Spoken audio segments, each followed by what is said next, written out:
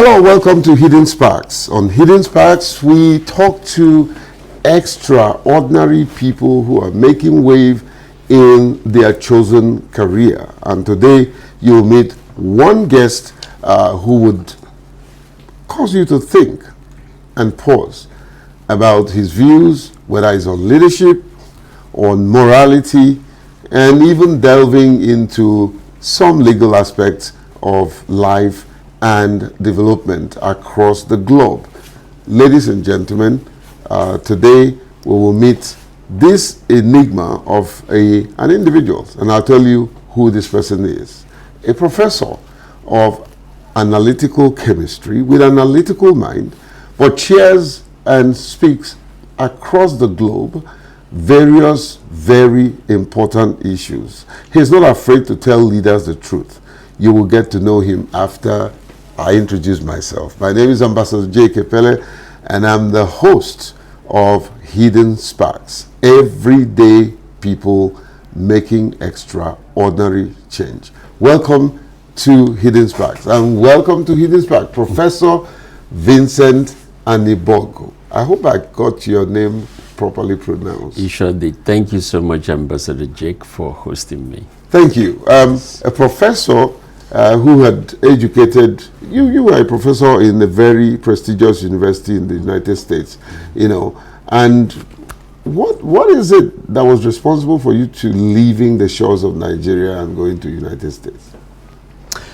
Well, what I have actually learned in life is that we don't often predict and determine where we go. We just follow the inclinations of our hearts, and even situations that circumstances bring about. Actually, what happened is that when I took my WAEC, West African Examination exam back in 1974, and I'm quite sure that these ones looking at me were not born at that time. I made 6 A's, but I made F in English. Wow.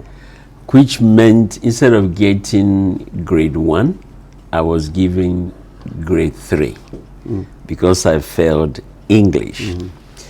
And I had 1 or 2 options, either to go back and retake English or go abroad. So my father chose that I should take the test, test of English as a foreign language, TOEFL, which I took and passed. And of course, you passed that, but you failed. Yeah. But let me even tell you why I failed, and it's because of bad counsel. Growing up, we have always thought ourselves as either art inclined students or science inclined students.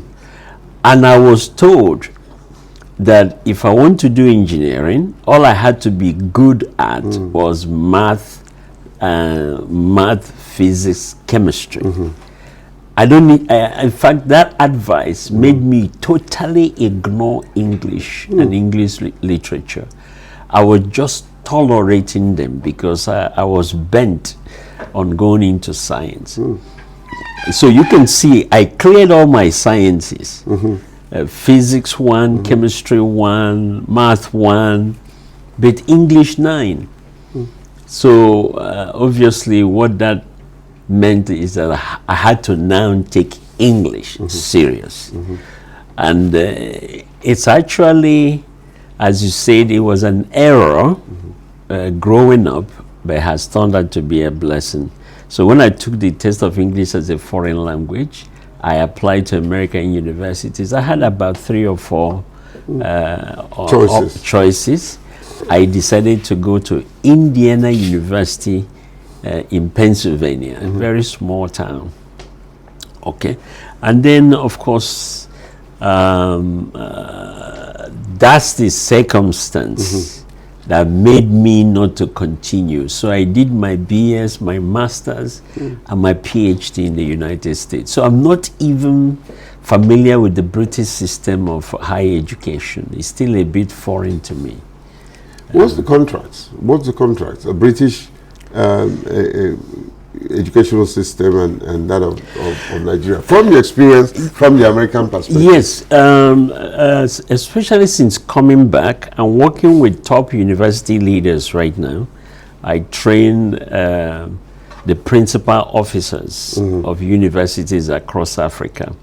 The major difference is that the American education system emphasizes liberal education. In other words, be exposed to all things. At the undergraduate level, there's no emphasis on either arts or science. You're required to be exposed to all of them. But the British system tend to stratify the students too early. I'll give you an example. My wife had the inclination or the mindset that she was art inclined. So she went to University of Nigeria and studied fine arts. But when she came to America, I told her, no, you're going back to school and you're going to study science. It was a tough debate, but I insisted. Do you know she ended up being the best math student and the best chemistry student? That's the power of the American education system.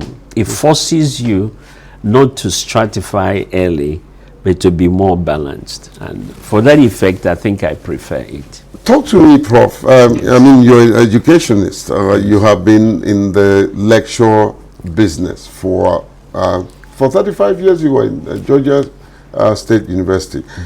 What is wrong with Nigerian education system? That's a question I have been thinking about for quite some time. I don't know, I think it must have been about 10 years ago. Channel TV asked me the same question on one of their morning programs. What is wrong with the Nigerian education system? And my answer still remained the same. Education is not an end itself. It is a vehicle that takes a nation to their desired destination. So, for example, when a nation says, we want to develop a nation that is rugged, innovative, and has the strongest economy in the world, that's the vision. Then you create the education system that will bring you there. The education system will now say, what does it take to develop competent, rugged, innovative, critical thinking people? That now informs the curriculum. So there's a connection between the education system and the journey of the nation. In Nigeria, there's no such connection. We study for the sake of getting certificates and hoping that the certificate will help us to get employment. But nations like Singapore and even America, they decide where they want to go 5-10 years from now. They now instruct the universities to design the curriculum to prepare the people that will take them there. One uses education as a vehicle for nation building. The other one just uses education as an end in itself, totally disconnected from the national vision. Talk to me, Prof. When you engage this principal educationist, they could be vice chancellors and education administrators.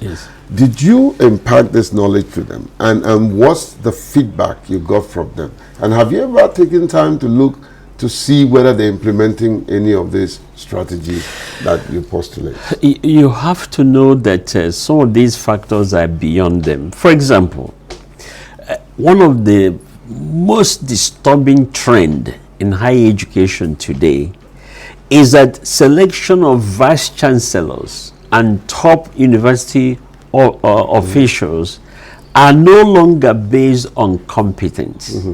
They are now based on geographical, the origin, Where you come from. where you come from. So if you are insisting that the VC must come from that particular state, obviously you have thrown away meritocracy, you have thrown away competence, and so whatever you see, so education is no longer geared towards developing competent, and it has become, I'm sorry to say, another political platform, just like any other political party. No direction, no clear purpose to achieve, just having activities that have no clearly defined objectives. And that's, I'm sorry to say, that's the state of education in Nigeria. So we're talking about problem here. Yes. What would you describe as the concrete solution to getting the education sector back on track? First, it begins with a clear national vision. Where do we want to be 5 years from now, 10 years from now? And that vision must be irrespective of the political parties. Whoever comes on board must drive that vision. When you set that vision, then you put together your best mind to tell you the curriculum, the kind of competencies required to achieve that. That now informs curriculum development. Can you imagine we're still running curriculum that are 20, Still. 30, totally still, irrelevant? And curriculum determines the quality of students you develop. So it starts with a clear national vision, and then you now have to have a serious-minded Ministry of Education that's fully connected to the needs of the industries, because they are your clients. They're the ones you are training these students for. So you must know their needs, and then you must also work with very flexible faculty members that know how to adjust and bring dynamism and bring innovation to their teaching, so that we can produce the kind of students. I must say there are some private universities that are doing some of that. But Have you met the current Minister of Education? I must confess, not yet. Would you like to meet him? I would love to. What would you say to him when you meet him? Well, first of all, in a meeting like this, you have to first of all do an assessment and ask the question, what are your challenges? What are you doing? It's based on that you can now begin to suggest ideas that will address the problem. Let's go back to your beginning. And Yes, when your beginning is when you were born. Yes. I mean, you touched on some of the issues that you had to go through that one can say were your sparks, you know. But let's go back in time to where you were born. I mean, you're looking younger. How old are you? I'll be 71 this year. Okay. What's the secret? You don't have wrinkles on your face. I don't know. This morning I did 1,000 jump even before I come. Every morning I push myself. Wow. And yes. especially when your wife is around. She pushes you. I know that. We push each other, actually. Okay, talk to us when you were born. Can you remember any remarkable event, something that happened that your mother either told you, your father told you? What's the remarkable thing that happened when you were born? My birth is rather very Mysterious. unusual. Okay. First of all, my father, as a young man, after he finished Standard 6, was able to get a job with a French company. He interviewed and was accepted, but it required that he be transported to Chad Republic. So he was taken to Chad Republic to work for the French company. And my father ended up living there for almost 30 years. Now, when he got there, he met my mother, who is a Chadian. Prof, Yes. This is strange. Yeah. Yes, yes. I'm not aware of this. Yes, my mother is a Chadian. And so, but when I was about 3, my father's oldest sister, my aunt, felt that I must be raised in Nigeria, not in Chad. So she traveled for 4 days from Onitsha to Jos, 1 day, Jos to Maiduguri, 2nd day, Maiduguri to Gamboru, 3rd day, and then Gamboru into N'Djamena. In fact, many of my relatives, some of my relatives actually ask her, why are you suffering so much to go and bring somebody that a Chadian mother gave birth to? He's not a full-fledged Igbo boy. Are there not enough children around? But she insisted that she must go and bring me. So she brought me and raised me in my village. Very dynamic, wonderful woman. Very intelligent. Is she still alive? No, she passed on in 2004. And so, under her tutelage, I grew up in the village. I flourished. I'm a typical village man. I set traps for animals. I fetched water. I mean, I'm a typical village young man. Tell me, where's your mom? My mom passed on. She remarried, by the way. Oh, really? Yes. Were you the only child? No. She gave birth to 2 of us. My sister, who is a nun now, a Catholic nun, she's in the U.S., but my father remarried and had 9 other children.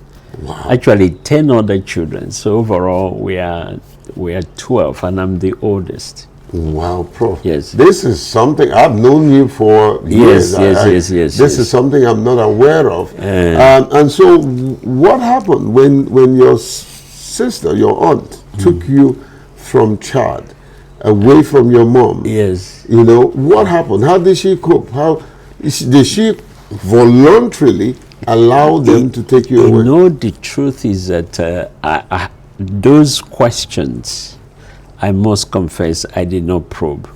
But I know that soon after I was taken away and my sister was born, that relationship ended. And my father remarried, married a Nigerian, and that gave birth to maybe 10. And if in my family we are one, there's no distinction. No, talk to me. Have you ever bothered to go back to Chad? Because you have the blood. Yes, no, I went back to Chad for the first time in 1970. And my father was still there. And of course, I met my siblings from the other marriage. You know, of course, I met my mother, met her sisters, and went back again in 1974 after I graduated. Then I left for United States in 1976. It was while I was in the U.S.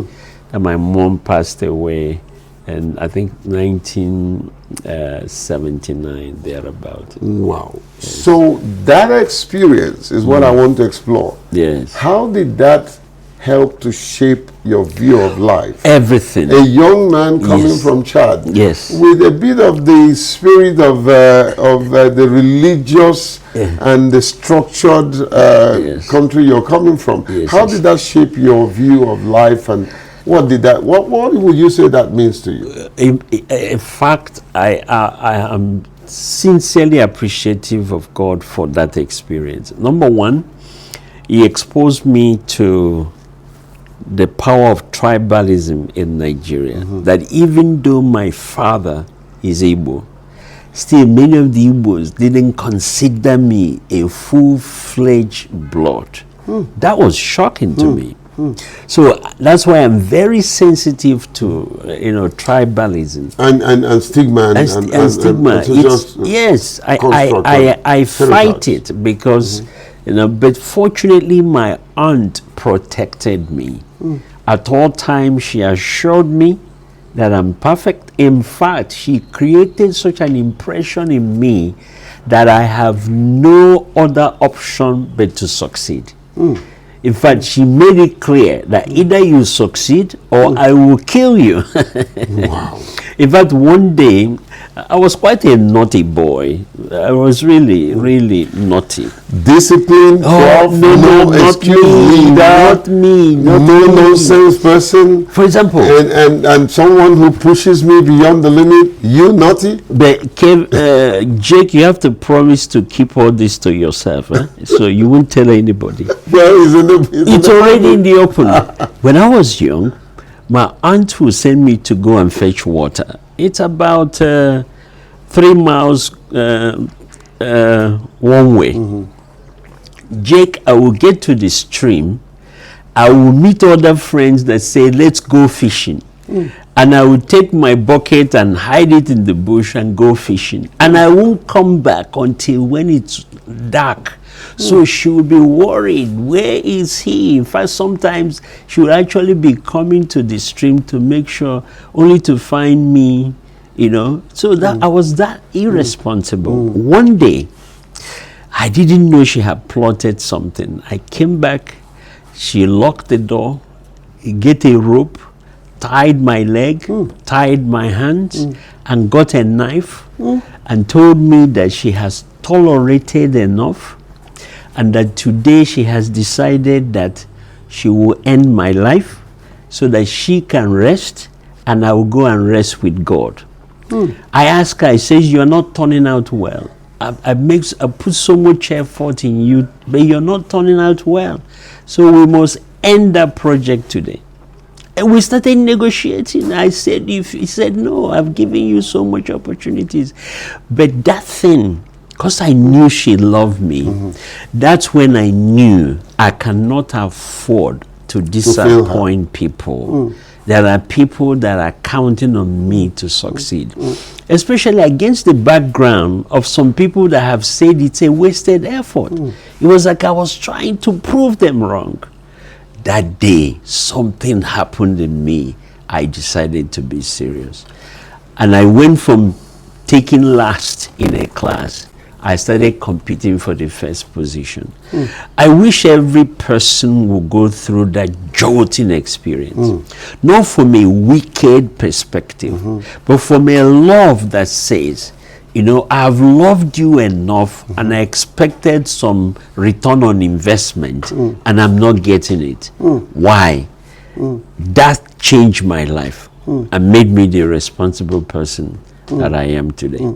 You bring me to a point that I want to ask you. Yes. When people keep giving love and Yes. keep giving love Yes. and keep, would you say there comes a time where you stop giving love and evaluate and see whether the person who is receiving it is worth the effort of giving that love? What would you say to that? Isn't that what God does? God will love you, keep encouraging you, but He will observe your tendency to respond to that love. When it becomes obvious, you're no longer responding to the love, but you have determined to go your own way, do your own thing. That's actually when God will say, okay, bye. You're on your own. You're on your own. Yeah. But He never gives up, though. He doesn't give, He's there, but you have to respond. Does it tie to the scriptural reference that says, when the prodigal son came to himself? And you've talked about that a number of times. So help us dissect that. What does that say in terms of that self-awareness? This is the lesson. It's okay to make a mistake. It's okay to make the wrong decisions. But when you're not reflecting, stopping and reflect and say, okay, I made this mistake before, I'm on this path, what is causing it? For the prodigal son, when the father when he asked the father, give me my own portion, the father knew that, of course, every son has an inheritance. So if he asked for an inheritance, you should give him.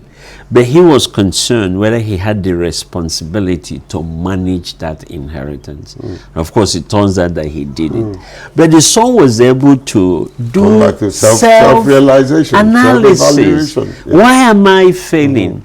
Why is it that today, yesterday I was in the palace enjoying my father's presence, but my choice today has put me in a ditch where I'm now eating with pigs. What happened?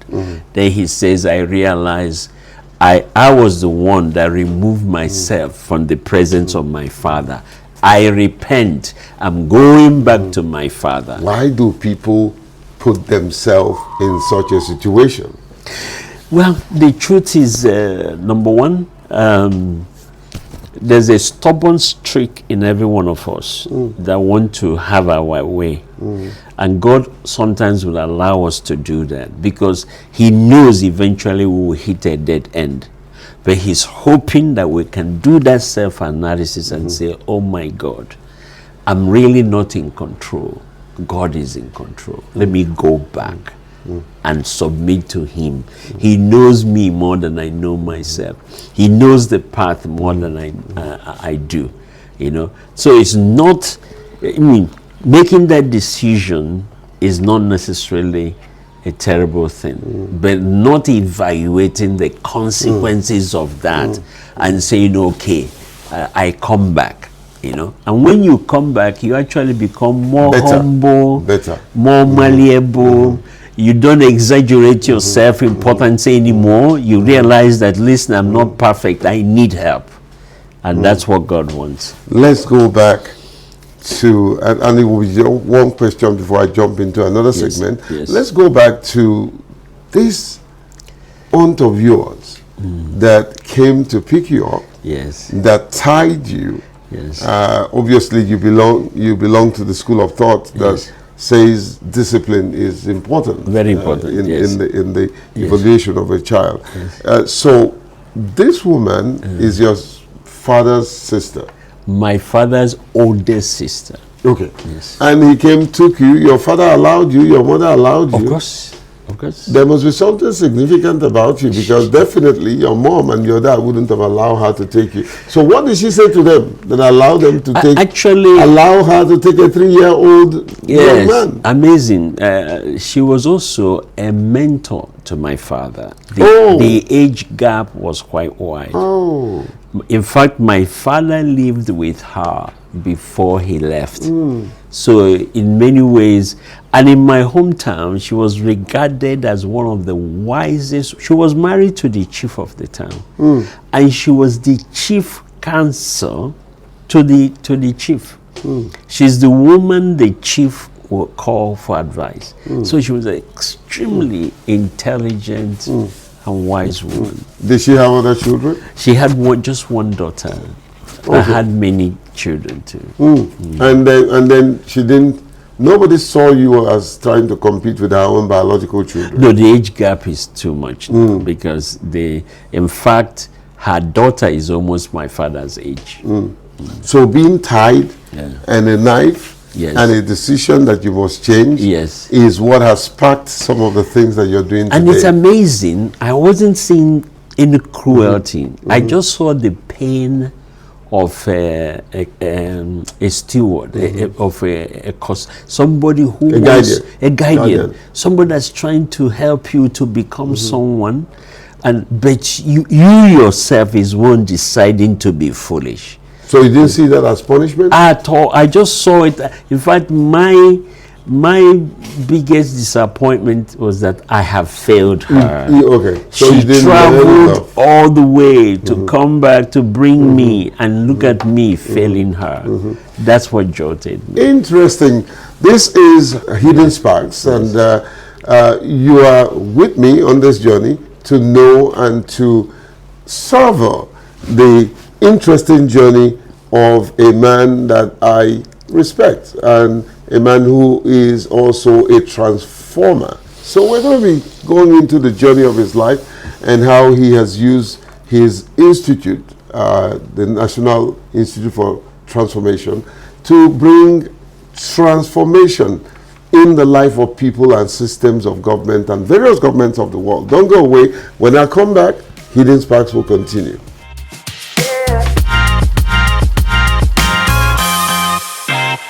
Hey there, welcome back to Hidden Sparks. On today's program, we've been looking at the life and times of Professor Vincent Anibogo, who is still living. He's making huge impact across board. And at this time, we were looking at a journey of a national transformation, beginning with a couple of books that he has written, and a lot more of them that have not been written, and which some of us have been reading. Welcome back to Hidden Spark. Welcome back, Professor Vincent Anibongo. Thank you, Ambassador Jake. Talk to me about national transformation. Everybody knows you as National Transformation Institute founder, but you've also been able to transform many lives, and one of them is Jake. Talk to us about what's your belief about transformation. Let me ask you this question. Can people transform others who have not been transformed? What I mean is that, take for instance me, I have not been transformed. Am I able to transform those who have not been transformed because I've not been transformed? You cannot give what you don't have. Do you believe that? You cannot give what you don't have. You believe that? Yes. What is it biblical? Let me explain. Yes. Is it philosophical? Yeah, it's biblical. Let me say that first of all, my pursuit of national transformation is spiritual. Because of the circumstances under which I grew up, especially beyond my family, immediate family that loved me, I continue to encounter this discrimination or attempt to label me as being inferior. So that drove me to know God. So I knew God very early in my life. In fact, by age of 7, I can really tell you that as I remember, I will go to God and cry and complain and lay down whatever people are saying or doing to me. This was just the fact that your mother was a Chaldean. Exactly. And not Igbo, and your father was Igbo. So the resistance, the discrimination, yes, a bit of the stigmatization was coming from the Igbo, your Igbo brothers and sisters. Exactly. They didn't see you as an Igbo man. Well, some did, but there a circle that always wanted the... I'm not quite sure. You know, the enemy can always can find a difference and try to amplify it. So it drove me to God very early. So I became conscious of the person of Jesus Christ.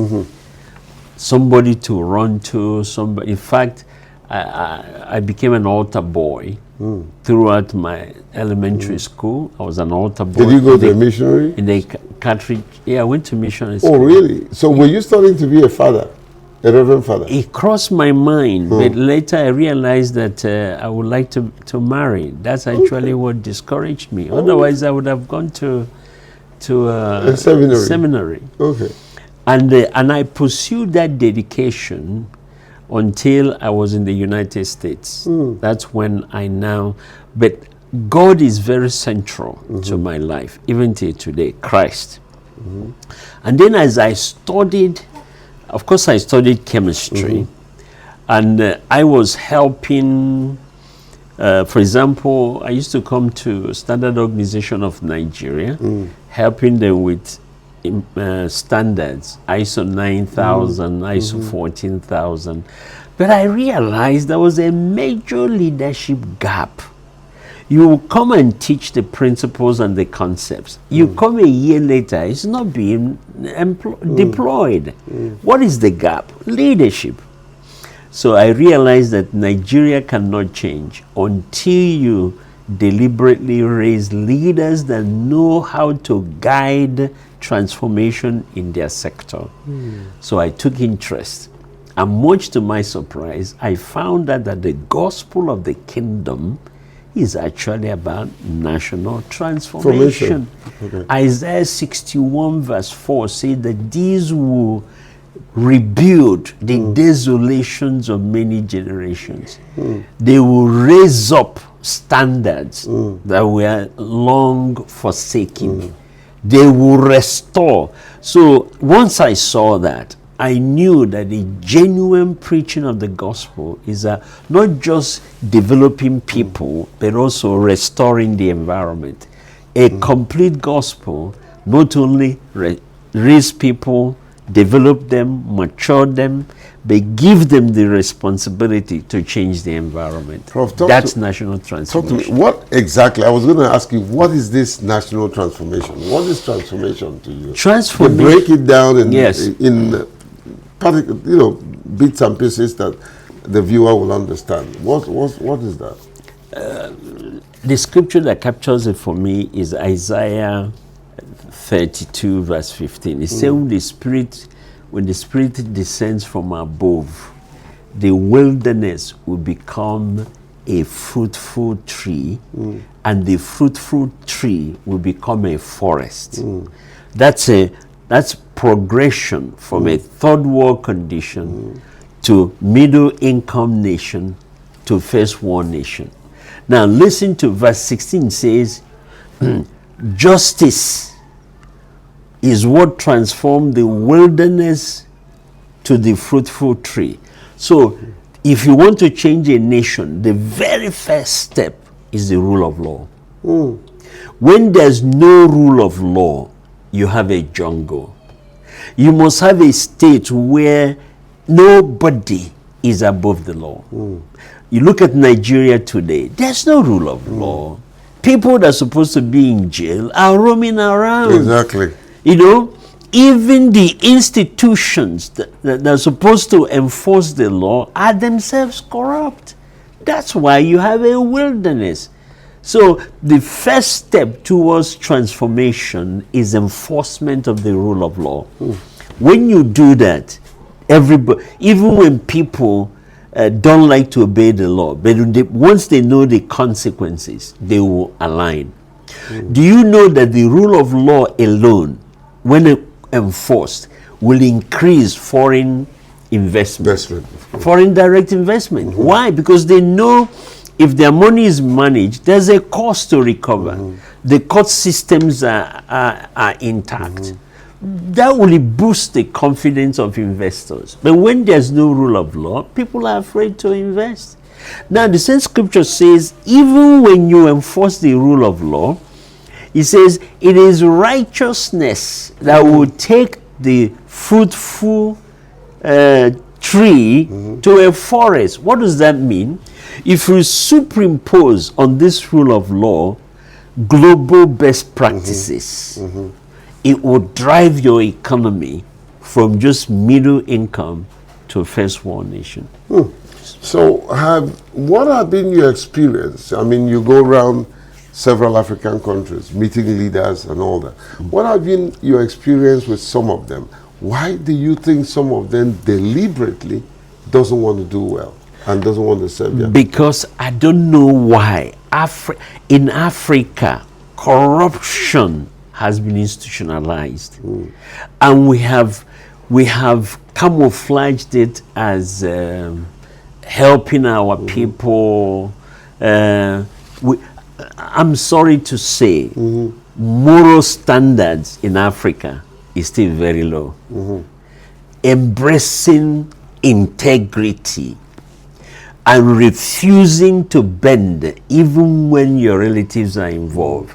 It's because culture has put so much emphasis on relating well with our people that we're ready to love them and bend the law. And so in so doing, we have institutionalized corruption. Prof, and that keeps us. Yes, I don't mean to butt in. Yes. But how do you, with this philosophy and ideology, how do you navigate through the corridors of powers of people? Take, for instance, Biya of Cameroon. He's been there for ages, doesn't want to go. The Zimbabwean guy who just left before the current president, and the Burundi. As far as I think you do have some direct relationship with some of these heads of state. How do you advise them contrary to what you see? Well, first of all, let me make a statement. I've told you the journey to transformation. One, rule of law is number one. In fact, rule of law is a capital. And then number two, instituting global best practices across the board.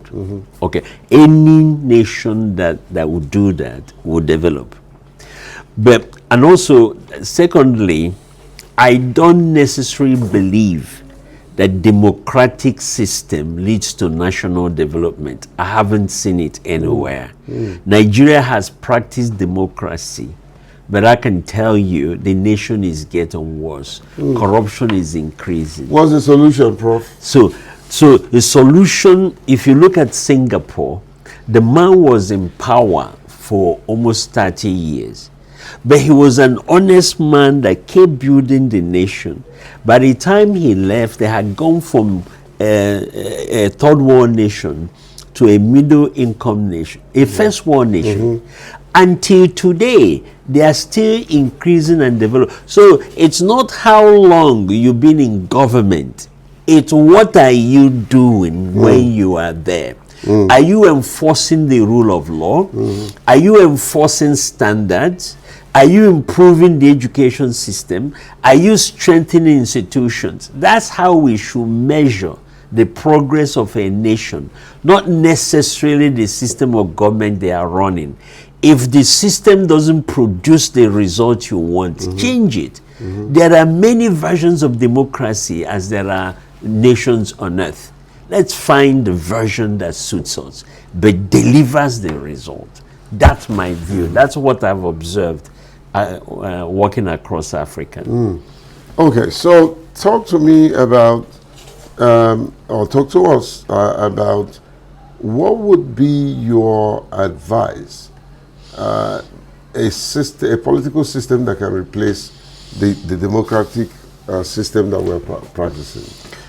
Let me ask you a question. A baby is born into your home. What would be your approach to take that baby from a total dependent child to somebody that's totally independent and can run on their own? What is the journey? First of all, there are things he asks you. What do you say? No. So, a nation is like a child. When that nation is young, you have to use authoritative power because they don't know how to make choices yet. So there are certain things you must impose on them, just like your child.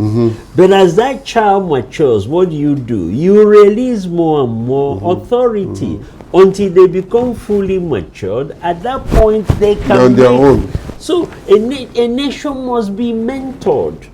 When they are the nation is a child, you have to teach that child. You have to teach them what is right, what is wrong.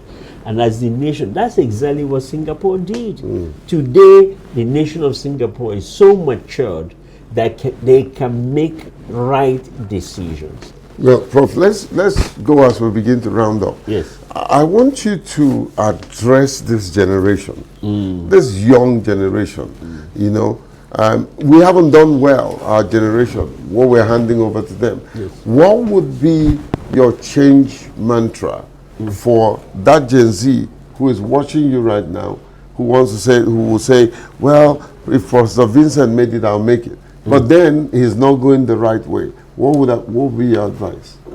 Let me say this, and this is a universal law. You know, I don't care, technology doesn't change it, AI doesn't change it.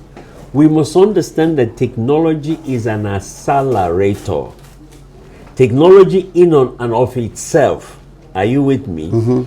Is not an end, it's a vehicle. There are fundamental principles you cannot violate in life and succeed. Okay, number one, if you're going to be successful in life, submit yourself to discipline. You must be a disciplined person.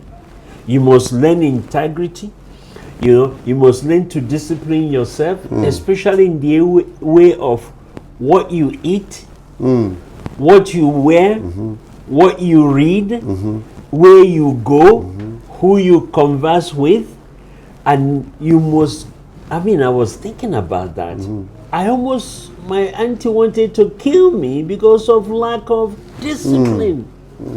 So you cannot compromise that. Number two, so character is number one.